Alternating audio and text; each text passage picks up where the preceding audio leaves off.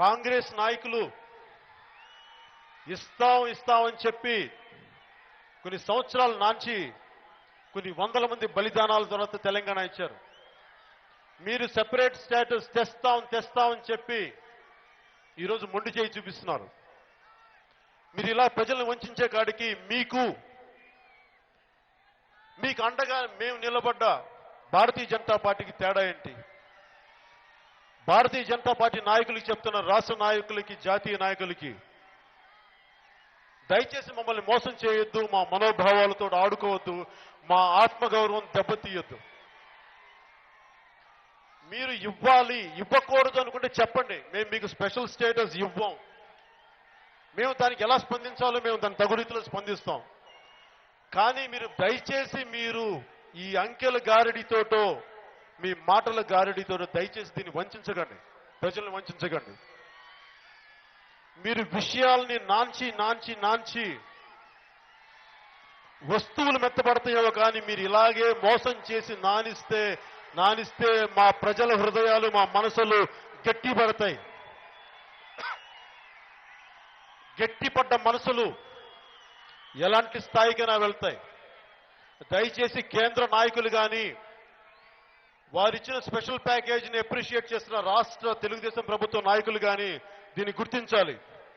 ప్రజల్లో కోపతాపాలు, భావావేశాలు స్థాయి పెరిగే దాకా దీని విషయాలు తీసుకురాకండి. దయచేసి దీన్ని ఇప్పుడే సరిదిద్దండి.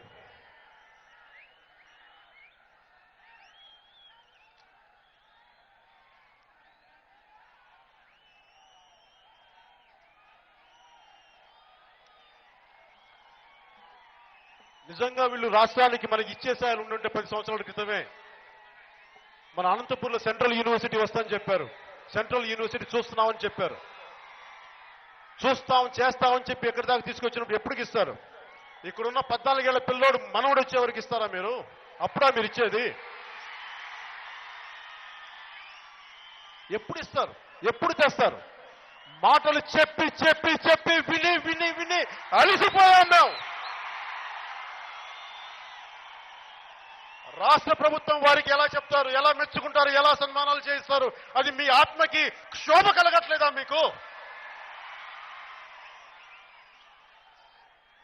తప్పనిపించట్లేదా? మీకు ప్రజల్ని వంచిస్తున్నారని మీకు అనిపించట్లేదా?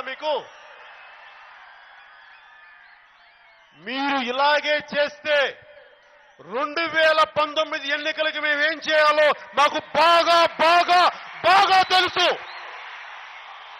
ఇది కేంద్ర ప్రభుత్వం, రాష్ట్ర ప్రభుత్వం దయచేసి దీన్ని గుర్తించవలసిందిగా మేము పదే విజ్ఞాపన చేస్తున్నాం. మా భావావేశాలతో మీరు ఆడుకోకండి, మా మంచితనంతో మీరు ఆడుకోకండి, మా ప్రేమతో, మా అభిమానంతో మీరు ఆడుకోకండి.